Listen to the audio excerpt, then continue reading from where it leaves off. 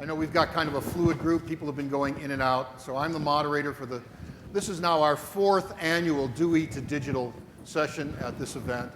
Before we begin, my background is in survey research. And again, I know we've got kind of a fluid audience, but in part to help this panel and others, let's do a quick poll. How many of you are affiliated with colleges or universities in an instructional role? You teach or you do instructional support for folks? Okay, how many of you are administrators in a college or university? How many of you are primarily affiliated with K-12 institutions or organizations? How many of you think there's gold in the world of higher education for technology, and you're here because you're doing market development or scouting? How many of you are doing that for K-12? How many of you are here for the free lunch? Okay. One little housekeeping announcement. I should tell you we are having a competition today. The person who comes up with the most new LinkedIn buddies at the end of the day will get a free drink when we do the social hour at the end of the day. Because we know you're all going to do LinkedIn by the end of the day, right? I'll pay for the drink. So this is our Dewey to Digital panel. My name is Casey Green with the Campus Computing Project. I'm going to do very quick introductions and then a little bit of context and this is geographic, it's not geopolitical. To my right and your left, first is Vineet Madan, who's Senior Vice President at McGraw-Hill. Next to Vineet is MacInnis, who's a founder and CEO of Inkling.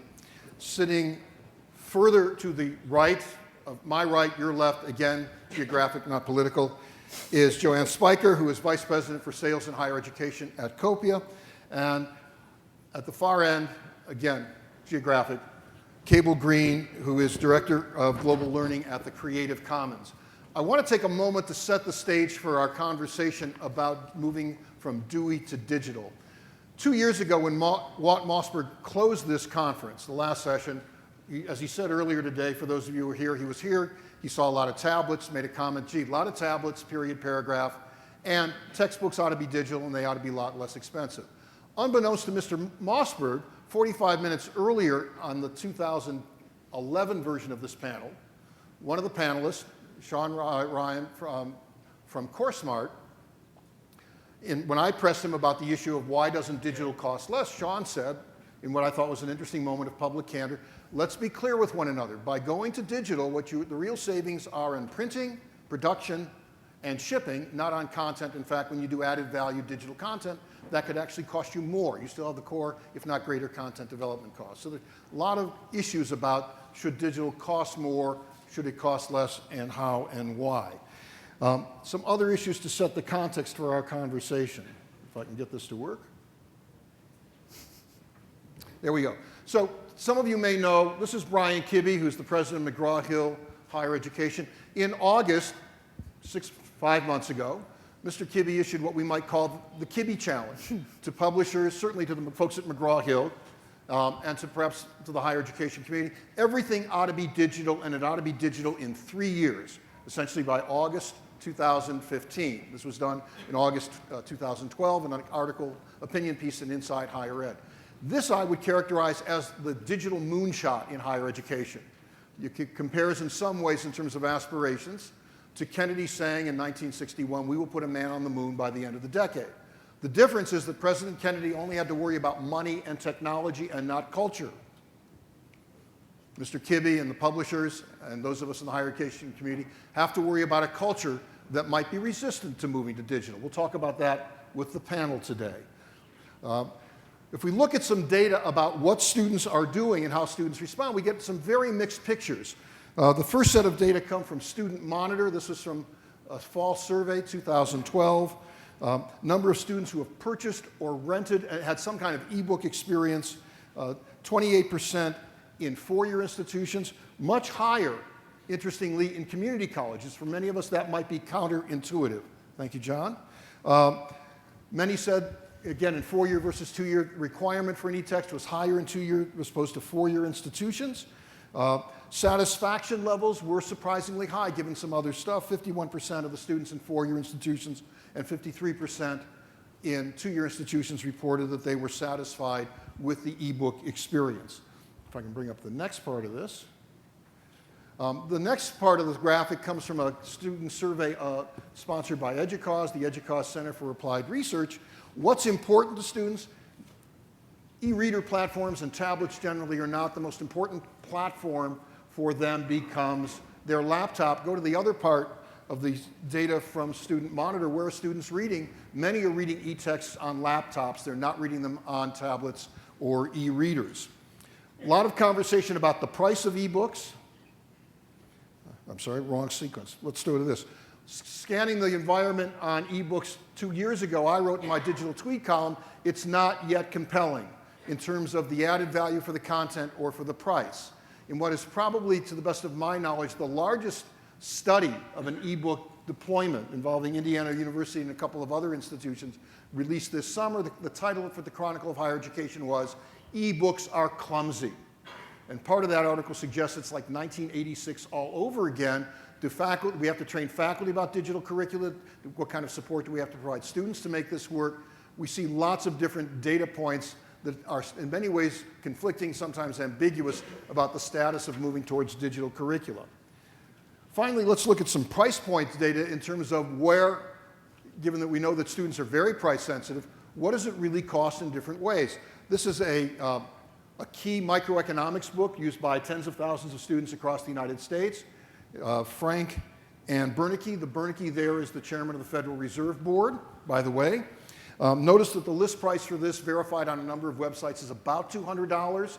The new price goes anywhere from $110 through an Amazon Marketplace affiliate up to $153, but Amazon will sell you a used book for $100.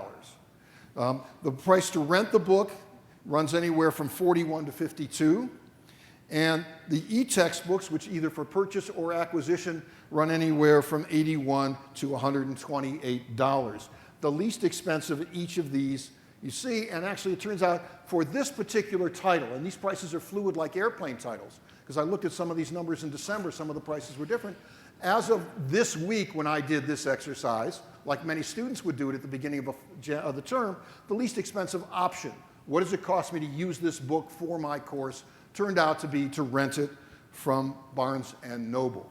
So with that, I want to turn to the panel to talk about going from Dewey to digital and issues of expectations.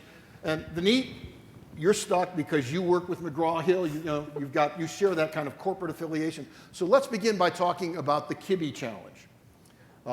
Is that symbolic? Is it substantive? Is it realistic?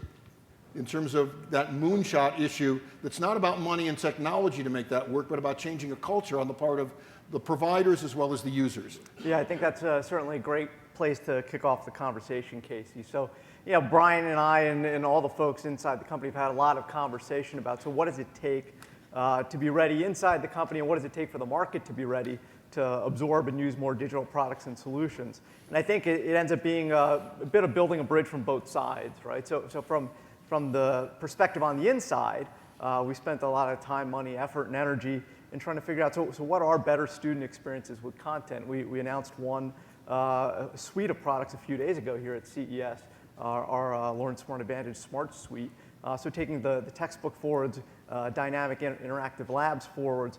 So I think there's a lot of bridge building to be done from the content and application provider perspective out that can generate new value in the marketplace to get students to want to use digital content and experiences in different forms and fashions. I think there's another side of the bridge that's got to come back from the market perspective, as you've noted as well, from a cultural perspective, which is that educators and students have to want to try and use these types of experiences as well. So it's one thing to offer them. It's another thing to get people to want to adapt and adopt and use those things. So, Cable, you're kind of, given your background, you've been a faculty member, you work with community colleges, you're sort of our quasi-token academic on the panel today, even though you're currently with the Creative Commons, which is a nonprofit organization, correct? Correct. Is the bigger challenge technology, or is the bigger challenge culture to get to where Kibbe has said the world needs to go? I think the biggest challenge is cultural. Certainly, big public institutions have a certain amount and a lot of inertia that they resist change.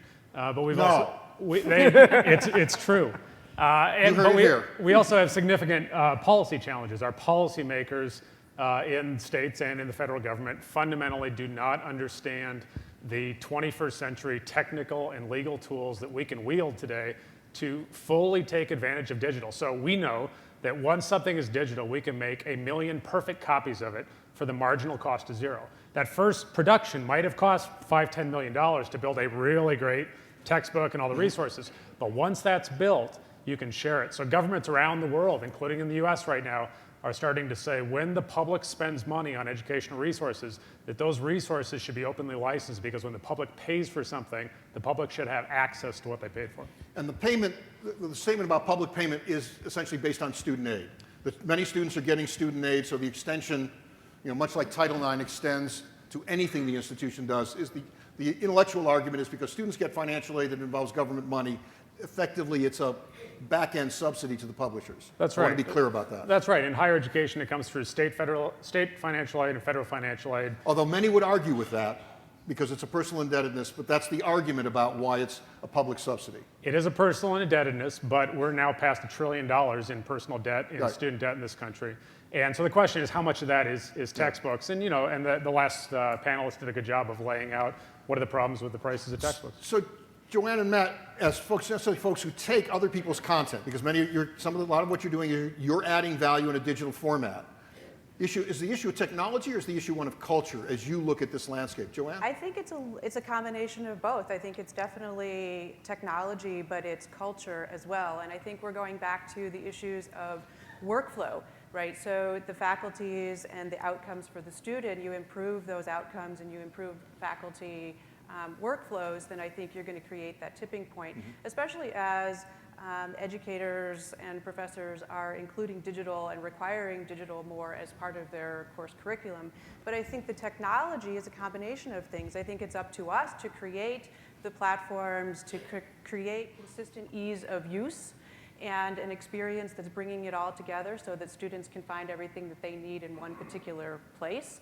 I also think it's an issue for the hardware providers. As more people and more hardware providers are making the experience a whole lot better on their digital devices, we'll also see a tipping point to really embrace the technology that's available to them on a particular device. So I really think it's a combination of both culture and technology. So Matt, Inkling does both consumer market content as well as campus market content. What's the carryover from one side to the other? I mean, the tagline has always been, you can get by with less sophisticated stuff for consumer markets, although Inkling is doing some very sophisticated added value with your consumer products. And the expectation on the campus market is these things don't work because there's not the added value. So you framed the question between culture and technology, and actually there's a third piece to this that's missing, which is content.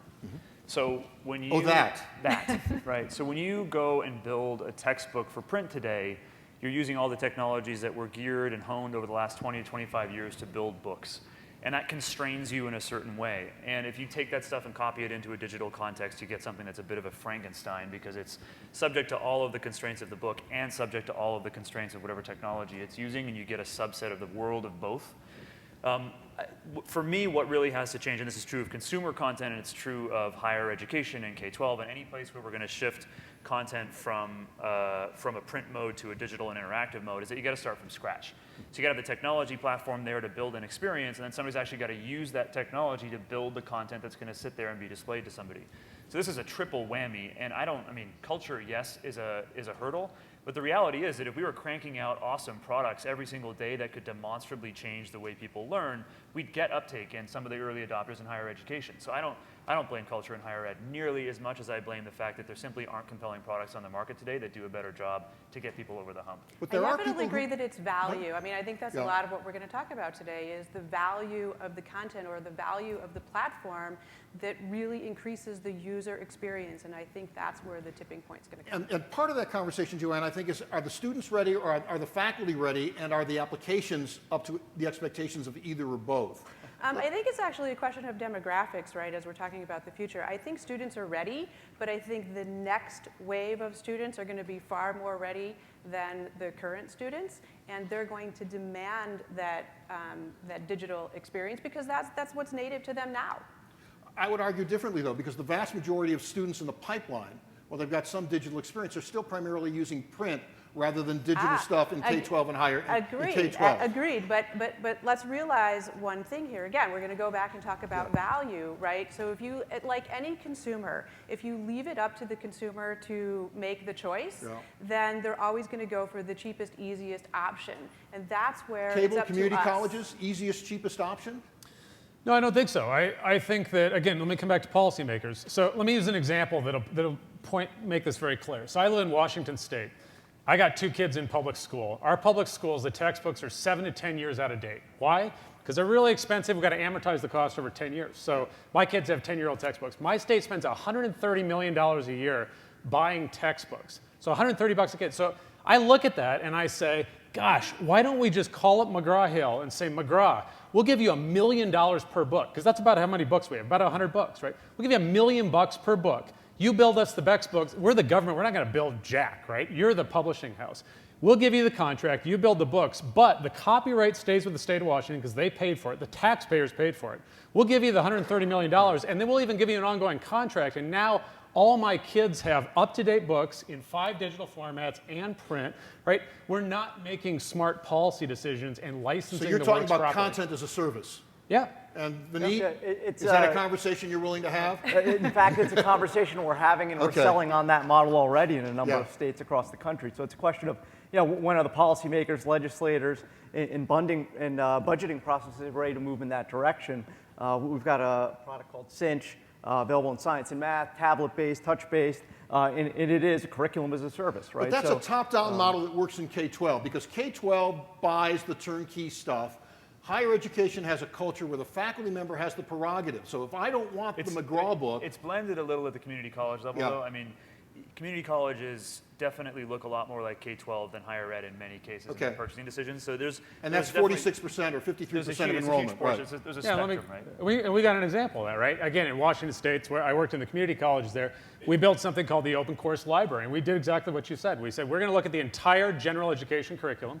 We build it all using open educational resources. Anything we built, we put a Creative Commons license on it. Then we worked with the publishers and we said, you know what? We're going to take advantage of the new technologies, the new licensing schemas, and textbooks in our highest enrolled classes don't cost more than $30 anymore. If you'd like to participate in that, we'd love to work with you.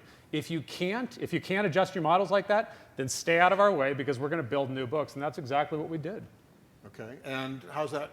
What's the faculty response to some of that? The faculty, well, they're adopting it now. So in the first year... Is that an adoption by affirmation or by edict? No, by affirmation. There's no mandate to use it. You start to mandate open stuff, you go in the wrong direction. All right. Other thought? I think that there's we're also dancing around another question here, which I'd like to tee up, and I know you're the moderator, so you can kick me back in the pants here. Is that there's a question of what's return on investment of education? I think, Cable, you teed up the $1 trillion of student loan debt. I think it's kind of a little under that number now, but in any case, it's a lot of money gets spent, right? Education is one of the few trillion-dollar industries that exist in the United States still on every year. That's how much money gets spent across K-12 and higher education. So I think the conversation that's starting to be had, but I think there's a lot more to have, is so what's the return on that spend, right? So whether it's graduation rates out of high schools, college completion rates, job placement rates, right? How does the whole system work together? But do you want to, as a publisher, do you want to be responsible for that? Let me finish my point. Okay, right? So and I think it's what role can technology play in enabling better performance of that system, right? And so that's a question of, well, how do all of us as participants in that system take a look at, so what's our role in that value stream, and how do we provide new value to the market to make sure that we do get better outcomes out of that $1 trillion that gets spent every year? But as a publisher, Vineet, and as essentially one of representing sort of the traditional Big Five publishers, it's one thing to provide really good content or the added value content that Copia provides or that Inkling's provides. Do you want to be responsible for the completion rates in Washington community colleges based on the use of the McGraw-Hill widget book or the added value Inkling version of that McGraw-Hill title or the added value Copia version of that title? Okay, I think what we've always been about is delivering high quality content in learning experiences that generate provable outcomes, right? So we've got adaptive learning tools, which I queued up earlier. We've got over 1 billion student interactions with these things, and we show over time, if students interact with these things in a high intensity fashion, you can get close to a full grade level improvement. So that's not a textbook that's being delivered. It's actually a software application that's personalizing learning, which takes everything that's been done in the past and builds on top of it, right? So I think you need high quality content and pedagogy as a basis, and then you can build and extend that as you get deeper in the value chain. Joann mentioned, so kind of delivering new sources of value and getting into workflows. That's exactly what we've been looking at, is how do you get deeper in these workflows and generate better performance by doing that? Matt, as I understand Inkling, you're all about value, sort of the added value in the platform. We position ourselves to the higher education community as a source of really terrific interactive content. The reality is that we're a tech startup, right? And we're a company that builds a publishing platform that guys like McGraw-Hill, guys like Open Educational Resources can use to build interactive experiences as they see fit. Some do it better than others, and so you get some really amazing titles like Campbell Biology that blow you away with the level of engagement you can achieve in that content. And then there are others that are more or less facsimiles of a print book. Essentially a PDF port. Yeah, it's a port, although the great thing is that it's structured and that it's reflowable and works across iPhone, iPad, web, right? So, so we see ourselves as a platform. We're not the kingmakers. A company like us, you can't be the technology company and the content company and the sales and marketing company and the higher education. You can't do it. McGraw-Hill can't even do it, right? I mean, they develop technologies, but they can't be a tech startup and a content publishing company. And I think in the end, what we're going to see is Vineet and other companies like McGraw-Hill. I shouldn't say Vineet. Vineet's not McGraw-Hill. He is, but he's just one little part of it. Yeah. But companies like McGraw-Hill and Pearson are going to have to rely on external technology partners the way that Apple relies on external technology partners to build its products. They don't do everything either. Cable, you look like you want to get into this. Well, we're talking about return on investment, and I want to make sure that people know that what I'm talking about is not just they're not just silly ideas, right? 2 years ago, the U.S. Department of Labor said, here's $2 billion. They gave it to community colleges. But the caveat was, because you're building with public funds, you'll put a Creative Commons attribution license on everything you build. What does that mean? It means everybody in this room, every educator, every college university can use all $2 billion of content that's being built. California just said, you know what, the market is not working for us for textbooks. We're going to take $5 million of state money, public money. We're going to RFP for open textbooks. British Columbia, 3 weeks ago, said we're going to fund, with public money, 40 open textbooks. Brazil last week, the state of Sao Paulo, which is the biggest state in Brazil, 7th biggest city in the world, said all public monies that are spent on education will be openly licensed, and they're going to use a Creative Commons license as well. And Poland one final one. Poland said in K-12, because half their kids didn't have textbooks because they couldn't afford them, they're going to spend $14 million a year commissioning textbooks. The publishers will build them, but the copyright will be open. Take 10 seconds to explain Creative Commons for those who may not be familiar with it. So Creative Commons are, I have my one-liner here. Creative Commons is a nonprofit that enables the sharing and use of knowledge through free legal tools. So you keep your copyright, you put a Creative Commons license on whatever your thing is, could be a textbook. You're giving permissions to others to use your book for free under the conditions that you specify. You don't give up your ownership. Not just your book, but anything in which you have copyright. That's so right. Videos, art, whatever. You stamp it photography. with a certain Creative Commons license, and it can be shared by anyone. So in one sense, it protects you potentially from inappropriate mashups or derivative works, Right. but also allows you to, and is there any tracking? If I put something up for a Creative Commons through you folks, my widget book, do I have any sense? How do I find out where it's being used other than a Google search? Yeah, so one of the things about Creative Commons licenses is they're machine readable, which this room will appreciate. So there's actually code in it. And if you go to Google, you can actually get metrics on where the stuff is. There's over 500 million Creative Commons licensed creative works out there today, and it's growing exponentially. So Casey, there's a huge implication here. All right, so millions or tens or hundreds of millions of dollars being spent on open content, right? That is the commoditization and devaluation of content. So when you shipped a book from a warehouse to a user of that book, it was arguably worth $200 a copy. I can tell you it was worth $200 a copy because people pay it, right? And that's going away. So publishers like Pearson and McGraw-Hill and Wiley and Cengage and Norton and Macmillan, they all know that basically what they were in the business of doing, which was curating flat content, is going away. And it's going away in the name of free content, no content, YouTube, whatever, right? Stuff that just serves the purpose because it's good enough in some cases, and things that are beyond good enough are free. So what do you do if you're McGraw-Hill? What do you do, Vineet? I thought you were going to keep going with that. I can answer any question. Like, Let me I'm take teeing a crack you up. at it. Yeah, thank you. So, Well, I mean, look, then I'm gonna- wait, one caveat to your model. The reason it's $200 for that widget book is because there's only one revenue turn, although there could be 4 or 5 user turns because of the used book market. Sure. And one of the attractions of digital is, in fact, you can bring down the price point because you make it multiple turns where people can't resell without anything going back to the publisher and the author. Yeah, I think Ben Bernanke would say that because I think it's a high-level economic statement. I don't think it has any practical implications for for how the product is built. But I'll challenge that in detail in a second. I'll let you answer the question I just asked. Yeah, thank you. So I think where we've been spending a lot of time, effort, money, and energy, and we, I guess, representing the publishers, is building very rich workflow-embedded learning applications and services. So we've got millions of students using our online homework tools. Those aren't textbooks. We've got over 1 million students using our adaptive learning tools, also not textbooks, right?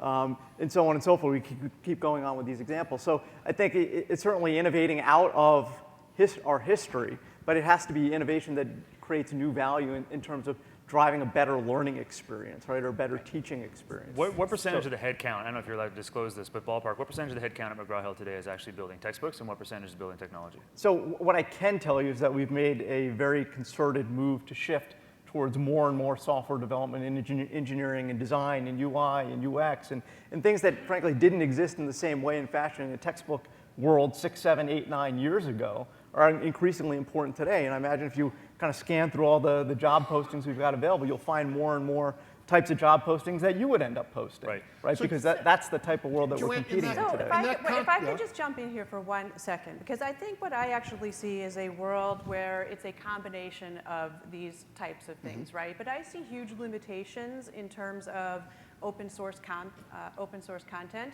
and I think one of them is actually, to the publisher's point, is vetting that content. That's what they have done for years. That's what people count on is the rights and all of the materials and all of the images and all of the things that go in with that content. That's number one. Number two, I think in some terms of the limitations are keeping up with the technologies, keeping up with that value added, whether it's within the content, within the context of the textbook itself, the highlighting, the note-taking, the collaboration that is going on around the particular materials that are important to students today. So I'm not disagreeing with Cable's point at all, but I do see that there's a value in a combination of things. The other issue is that it makes it a little bit more difficult, right? So it's up to us to create the technologies and the value-added experiences for students that they want to come and enjoy the learning experience that's there. And if you create an environment where the faculty and the professors have to vet the materials, I think it just complicates the issue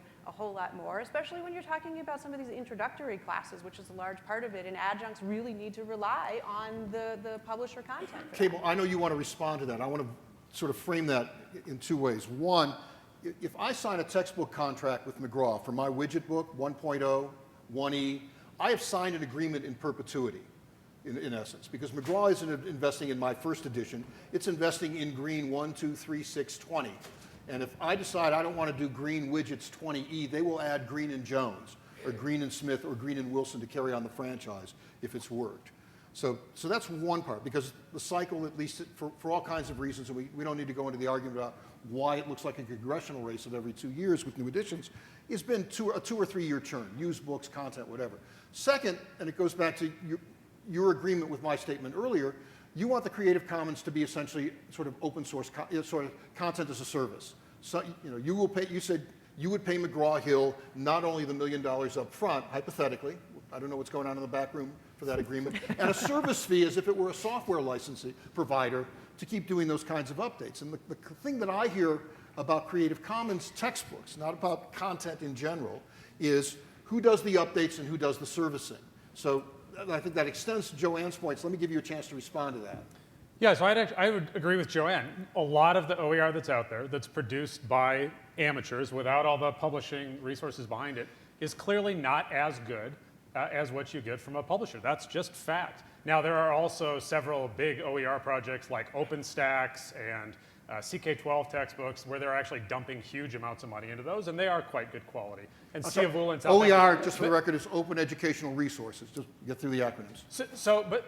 So I would agree with Joann and then say, look at what California's doing, right? So California has said, what we need for our highest enrolled courses are the very best textbooks. We don't want low quality, we want the best quality.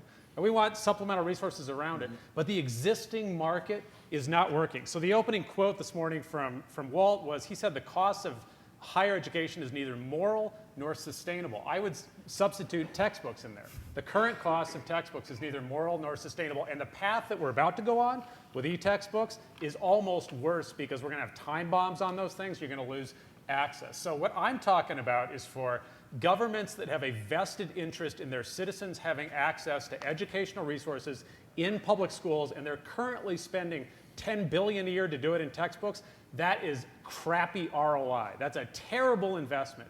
And instead what government should do is they should step forward and say, we will put out an RFP, because you're absolutely right. Government's not going to build it, and amateurs aren't going to build the best stuff. McGraw and Pearson and Inkling and others are going to build the best content. What government should do is say, here's the RFP, right? Here's a whole boatload of money and an ongoing contract, but we own it. You can have a non-exclusive copyright as well, and we're going to put a Creative Commons attribution license on it. What does that mean? The only requirement is that you have to give credit. Now everybody can use it. So I'm sitting down in 2 weeks with 5 states and two Canadian provinces. We're essentially going to say, you do those 50 textbooks, you do those 30, et cetera. Everybody's going to release RFPs, and we're all going to require open licensing on it. And McGraw Matt, may build a lot of can that. you make a business out of that, essentially content as a service? Yeah, absolutely. I mean, everybody wants to move their businesses. This is, if I had to predict where we're going to be 5 years from now, the vast majority of people who are not using a print textbook are going to be subscribing to a service. And they're going to subscribe to a learning service that's going to provide data about how the students are doing, and the students are going to be able to access information dynamically based on their own performance. And it's going to rely on a corpus of content that's served up on demand, and most of those objects should probably just be free, because you're not paying for the content, you're paying for the service. And so Inkling is a platform that will provide that service for McGraw-Hill or in competition to a publisher or whatever it is. And Joann, can Copia, as essentially an agnostic integrator of all these things, do content as a service? We absolutely can do content as a service. I will say, though, that I think that the form of the digital evolution here is really in those interactive tools, the assessment and homework tools.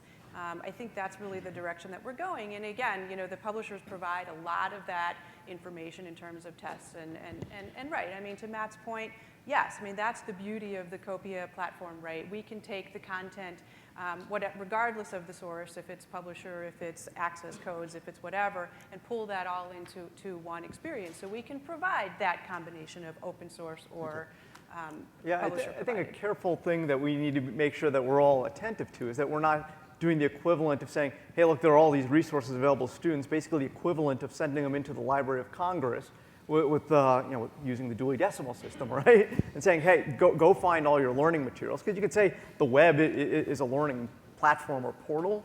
And to some extent, all the information that is available could be available. You can go find it all and learn on your own. I think that's a really, really hard way for students to learn. So I think there is a lot of time, effort, scholarship that goes into curation, management of those resources, assembly of those resources, and then building those into applications that help students learn better. And all that time, effort, and energy, frankly, takes a lot of time and money. I want to take a different side of the learn better issue, because I think implicitly much of our conversation has been about tomes, big old-fashioned textbooks or print products. And yet the growing trend in parts of the market, McGraw is doing this, all the majors are doing this, is the adaptive learning applications. It came out of developmental ed. So the content is interactive, it's digital, there is feedback to the student, it's hierarchical, there's feedback to the faculty member, potentially it even has normative data, not only students in the Wednesday or the Friday classes, or the evening or the morning classes, but students at similar types of institutions.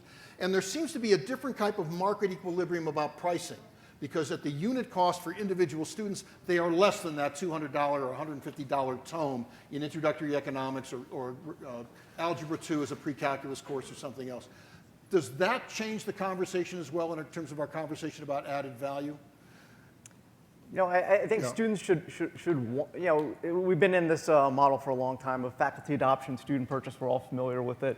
And whether it's faculty adoption, student purchase, or faculty adoption, institutional license, student use, student charge rate. I mean, it's existed for a while. I think what we haven't fully explored in McGraw-Hill's, one of the folks who hasn't done this well, is getting students to want to use these things in different ways, shapes, and fashions, right? So it's not only your required materials, whatever they happen to be, required application materials, but what are the other things that can help you learn as a student? And then if there's enough value there, would you go out there and purchase them, right? So we've started to unbundle some of the things we've got available and make them available for direct student purchase. So even if your faculty member has not adopted it, you can go ahead. If it's going to help you learn, and we can prove, by the way, that it does, go ahead and buy it, right? If it doesn't, then you won't buy it. Yeah. Right, I think it is changing and shifting. I agree. I think that's where it's going, is to native digital, which is some of the things that we're talking about. But it is definitely the experience. So I think it's actually a combination where the faculty member, I mean, I think this is where we're really going to see the tipping point as well, is when the faculty members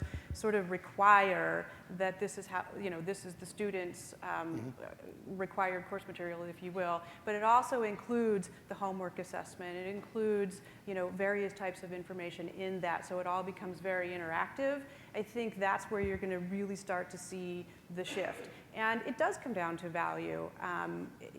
Somehow it's always become this issue of cost, but I think as we're creating the experience for students where you have the collaboration, you have all of the other tools wrapped around it in terms of, the native digital, then I think you're going to see a lot more of this go in the way of digital, and the traditional, print replica of a textbook is going to start to fade away. Yeah, and I'll agree with Matt's projection of 5 years out. So if we wake up in CES 2018, I think what we will see is more of these dynamic, interactive, personalized learning applications sold as a service to students.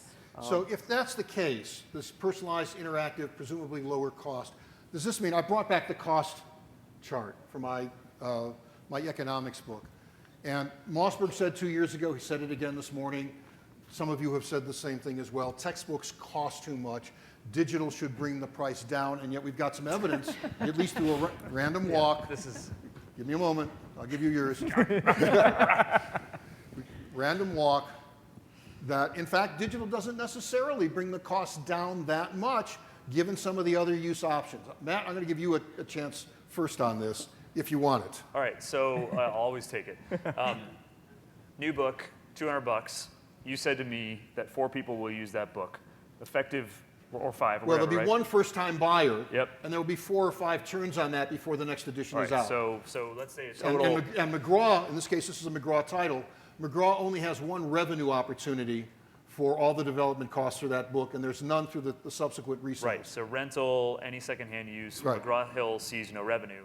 Not never, but usually not. So let's just for the sake of math say it's 4 users total, $50 a user.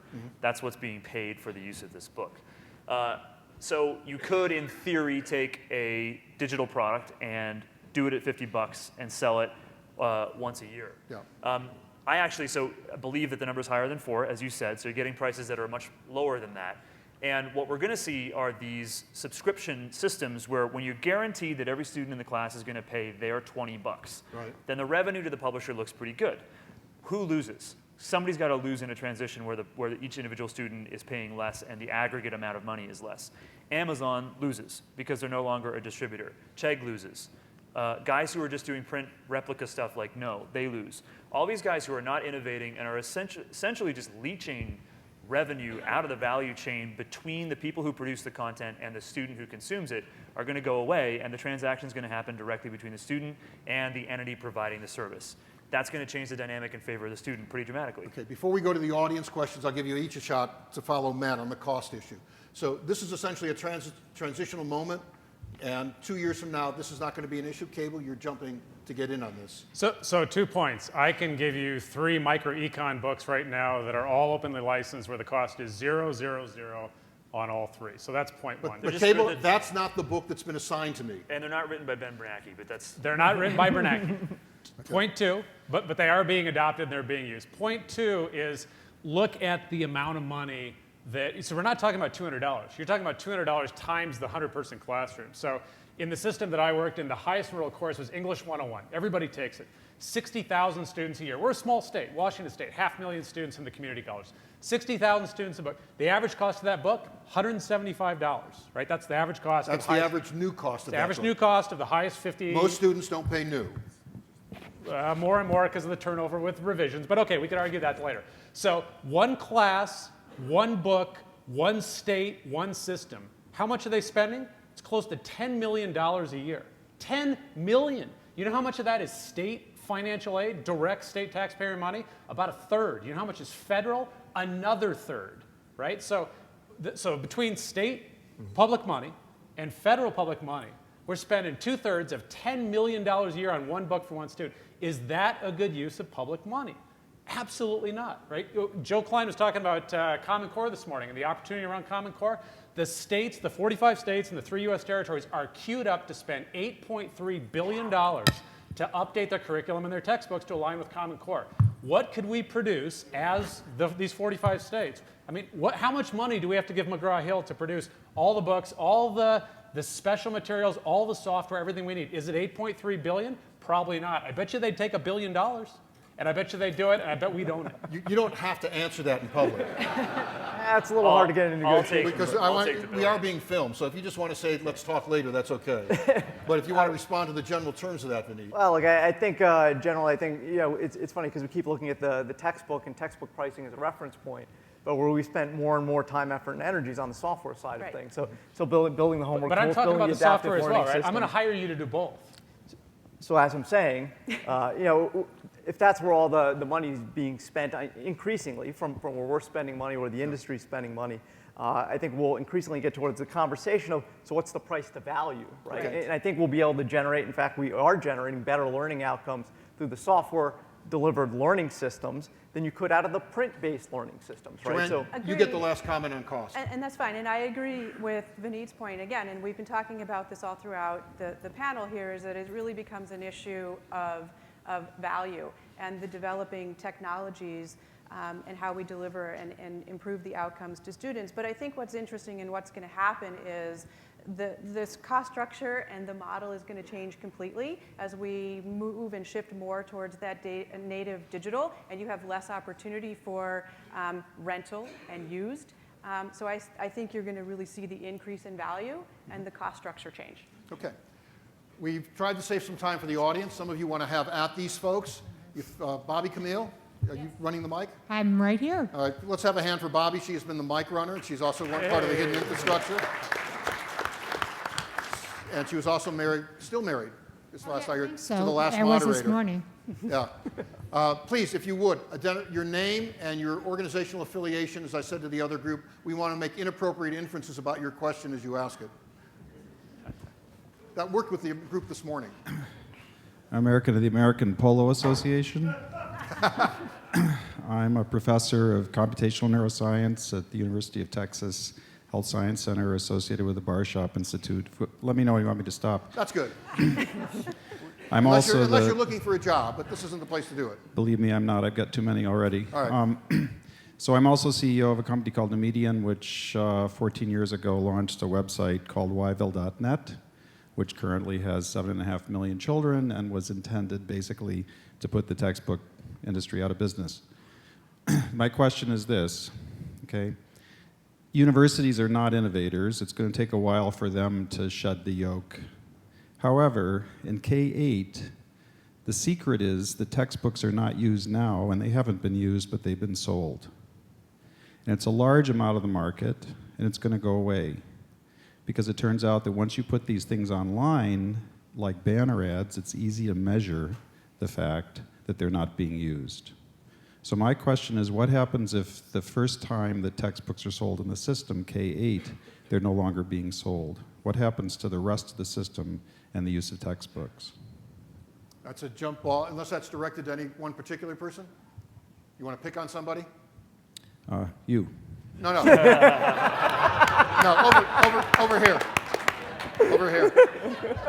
Any of you want to respond to that? Hey, look, I can start out. All right. So, look, Thank you, Vineet. McGraw-Hill has been in the education business for 125 odd years now, right? So, through that time, we've gone through many transitions. And by the way, unlike the earlier presenter, I can't claim to have been there for all 125 years. If so, I'm doing something remarkable on the genetic side, we should all talk about later.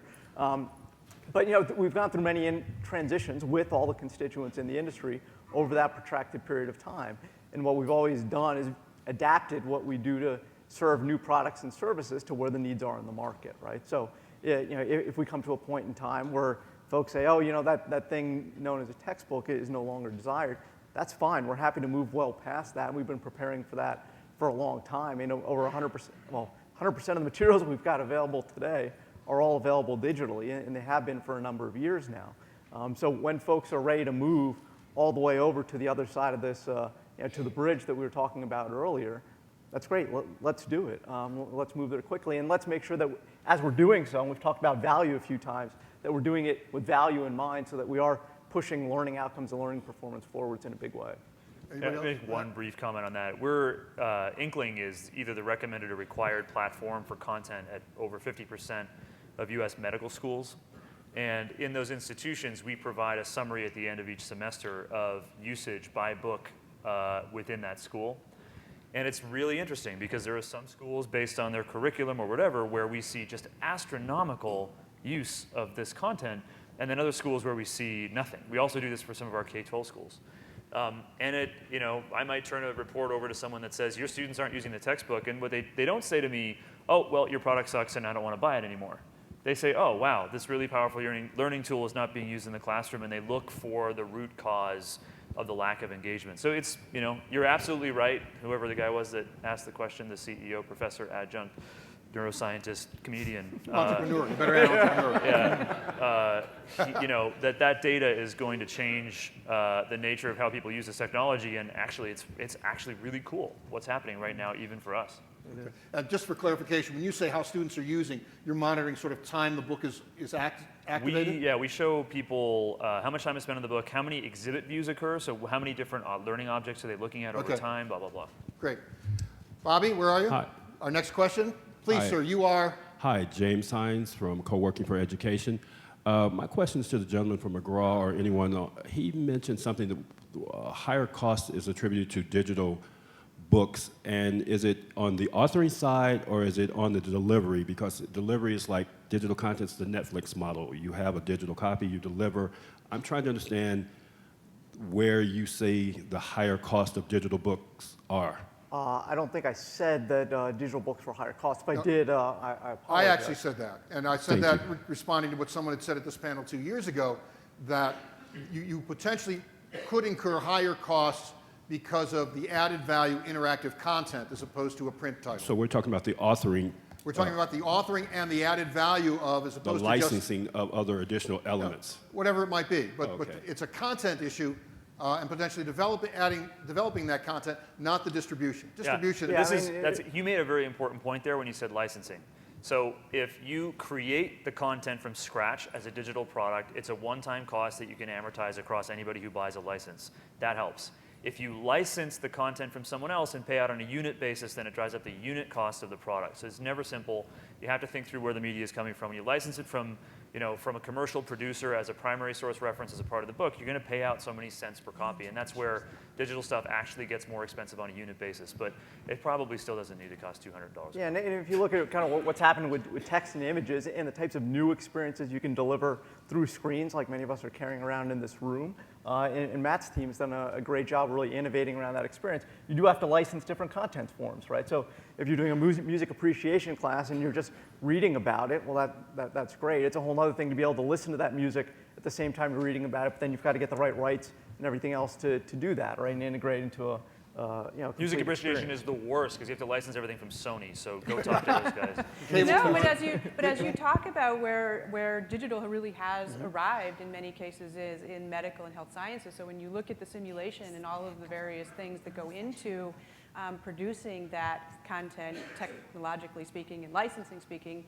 you do see a shift in cost. So Cable, correct me if I'm wrong, but my guess would be that licensing portions for a Creative Commons widgets textbook, if it's a New Yorker cartoon, if it's somebody's interactive widget, if it's a photo that I found on the web or from Corbis, create some interesting challenges for a Creative Commons license as opposed to McGraw, which has got a team of people to go track that stuff down and do those payments. How does that play out? Well, so the premise isn't quite right. Okay. If somebody holds the copyright to something like a New Yorker, comic or something, New Yorker owns the copyright. If you want to use that image, you have to contact them and get a license from them to use it, or they have to give you permission somehow, right?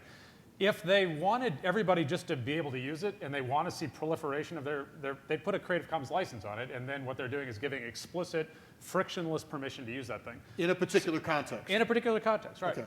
So with the terms that they put on the license. So this conversation about licensing is really what this public policy conversation is all about. So ask yourself, if your state or your nation is about to spend, pay licensing fees to McGraw or whoever else.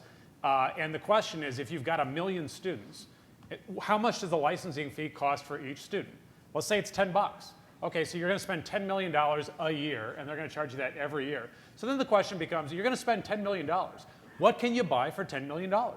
So I create my own version of a New Yorker cartoon. And I'm not saying that, so the government shouldn't build anything, right? All I'm saying is that policymakers need to be smarter with the huge amounts of public money that's going into educational resources. They should put out a competitive RFP that McGraw and Inkling and Copia and everybody else can reply to. But the government should say, here's what we need. The content, the software, the interaction, we want it updated, right? We want the best. And we'll pay for it, and we'll pay top dollar for it. But we're not going to pay for it over and over and over again at $10 million a year. We'll give you 10% maintenance or whatever it costs. Yeah, this model works really well for the military. That's There's right. really awesome technology out there killing people.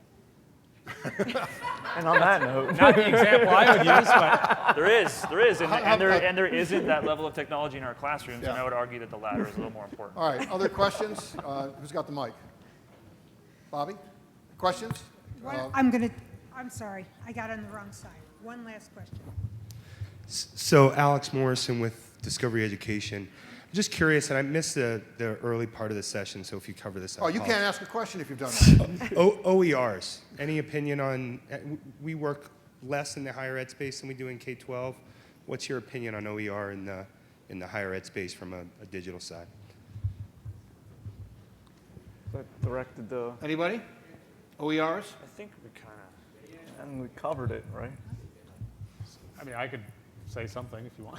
I think this is going to be a very quick answer, and then we'll take one last question. Say something on behalf of everybody that's fair and Yes. sort of.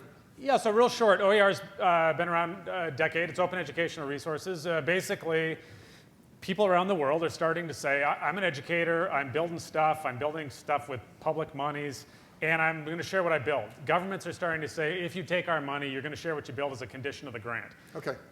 Yep. Yeah, we had a long conversation of OER about midway through. So I've got one last question. You, sir, get to ask the last question. Yeah, thank you very much. Just a quick question. And how about the digital? Is it will affect the health for the students' eyes? If it will be a big challenge for the digital future? Thank you.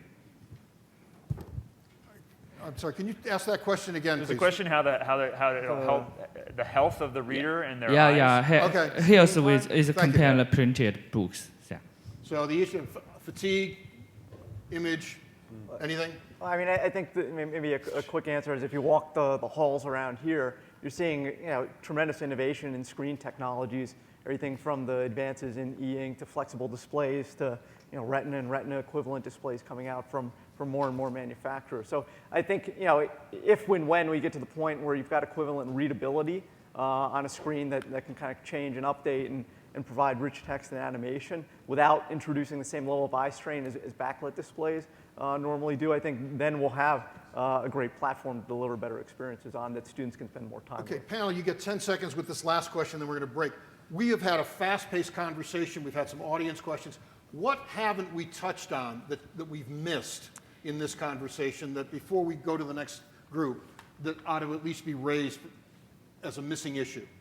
Okay, I think maybe we can kind of go around the horn here. So I think one of the things that we haven't talked about is kind of the system of education that exists today.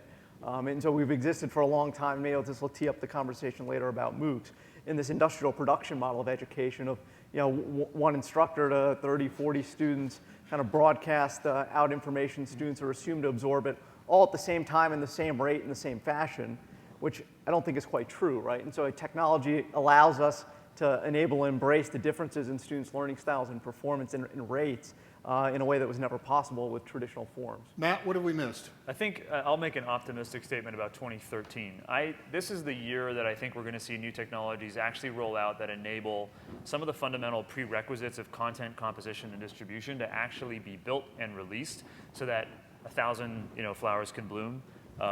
We're going to do it. I know some other companies are going to do it, and it's going to be the first time that you can actually compose really great content. And the OER and all the Creative Commons content that people have been building, but it doesn't have a home, an aggregation point on the internet. That problem is probably going to start to be actually solved this year. And that's going to open up tons of new doors to how you then serve that content up in a dynamic fashion. So I'm pretty excited about this conversation next year because I think there's going to be huge strides forward in the next 12 So you're months. vying to get back here on the couch next year. It's a nice couch. It is. if I you couldn't pay- decide we if I have was very in hard therapy tables. or on if you Oprah. pay me again. We got to get Joann, what have we missed? In my mind, I think there are, I don't know if we missed them, but I think there are two issues. And I think one of the things that Copia does and Copia provides to the education environment is pulling all of the pieces together that we've talked about into one interactive, outcome-based learning experience where we're pulling all of the various pieces of content together for delivery and workflows and ease of use for all of our students.